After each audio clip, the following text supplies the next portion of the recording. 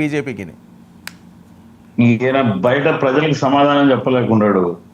కోర్టులు ఏమి తీర్పిచ్చినాయని చెప్పి చాలా గట్టిగా మాట్లాడారు మా ప్రసాద్ సార్. ముందుగా మీకు ప్యానెల్లో ఉన్న పెద్దలందరికీ 99 వీక్షకులకు అందరికీ గుడ్ ఈవినింగ్ అండి.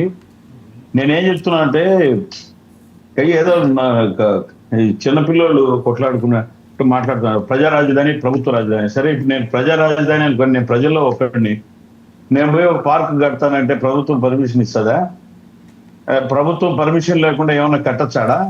ఏందో ఊరికే ప్రజా రాజధాని, దానికి ఒక డైలాగ్, మా డైలాగ్ మీద డైలాగ్ నేను పై చురుకు కావాలని చెప్పడం తప్పితే ప్రభుత్వ రాజధాని. నేనేమంటున్నానంటే ఈడీ ఉచ్చు బిగించిన నాకు తెలిసి జగన్మోహన్ రెడ్డి గారే బిగించుకుంటున్నాడేమో ఈ బయట ఉండడం కంటే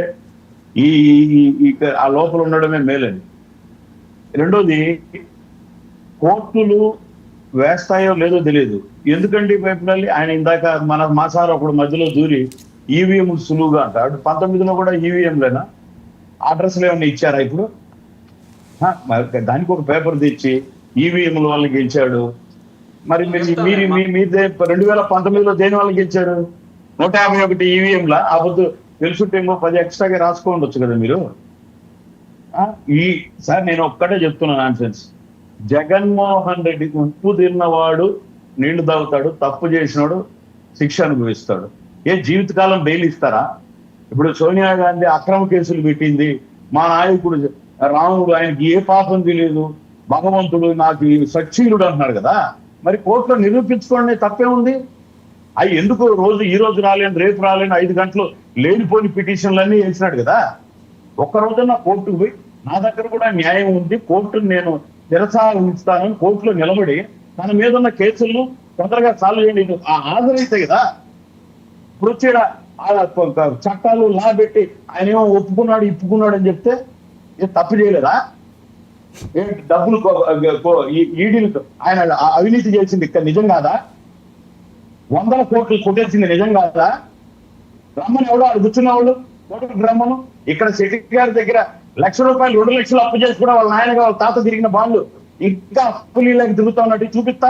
మరి ఎక్కొచ్చినా ఈ డబ్బులంతా తండ్రి నోట పెట్టి లేకపోతే చేసి ఇటు పోస్టర్ అన్ని చేసింది డబ్బు తప్పితే అది కూర్చొని మనం మేధావులు అనుకుని డిస్కస్ చేస్తే కదా ఎట్టొస్తాయి నాకు చెప్పండి. మరి జగన్మోహన్ రెడ్డి ఏ విధంగా సంపాదించాడు? మనం అందరం వర్మ గారు ఎందుకు అరుపులు కేకలు, మనం కూడా పోయి ఆ వ్యాపారం చేద్దాం. మరి అంత చట్టబద్ధత ఎంత ట్యాక్స్ కట్టాడు? వాళ్ళ ఆయన 94 పోటీ చేసినప్పుడు ఇది నా కొడుకు నా ఆస్తి విలువలు చూపించాడు. మరి ఇప్పుడు ఇయ్యలేదు. ఎట్టొచ్చింది డబ్బులు? ఎంత ట్యాక్స్ కట్టాడు?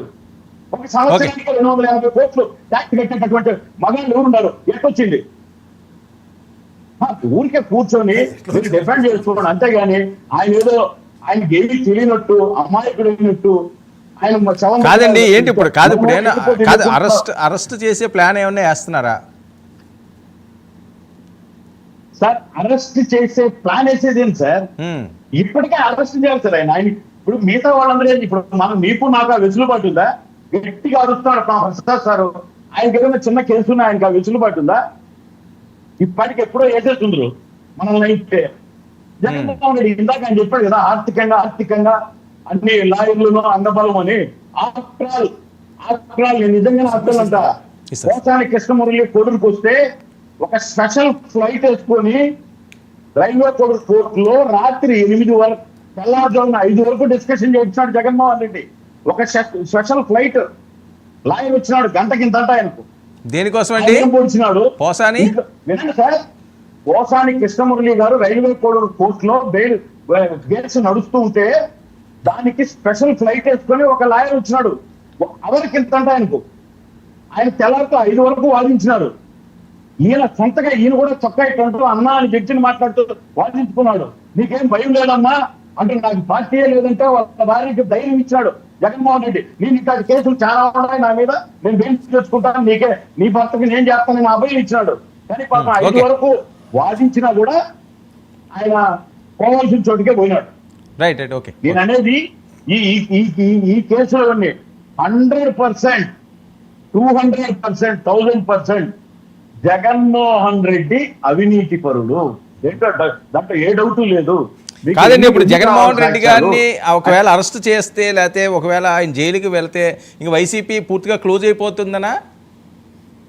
నేను ఒక మాట చెప్తున్నా, జగన్మోహన్ రెడ్డి గారిని అరెస్ట్ చేస్తే ఆకాశం నుంచి పిడుగులు పడతాయి, భూకంపం వస్తుంది, ఇవన్నీ వాళ్ళు ఎవడేం చెప్తున్నా ఏం కాదు. అంతకంటే పెద్ద పెద్ద వాళ్ళందరూ చరిత్రలో గడిచిపోయినారు. పెద్ద పెద్ద అవినీతి పనులు అతన్ని టచ్ చేయగలమా, అతని దగ్గరికి పోగలమా అనుకున్న వాళ్ళందరూ చట్టం ముందు దోషులై జైలుకు పోయినారు. ఇప్పుడు అతను పోతే వైసీపీ పార్టీ పోతుందా అంటే వాళ్ళు చెప్పాలి. లేదు, మేము జగన్మోహన్ రెడ్డి పోయినా కానీ భారతమ్మనో లేకుంటే విజయమ్మనో పెట్టుకొని మా ఉత్సాహం మా అట్లే ఉంటది. Okay. ఖచ్చితంగా మేము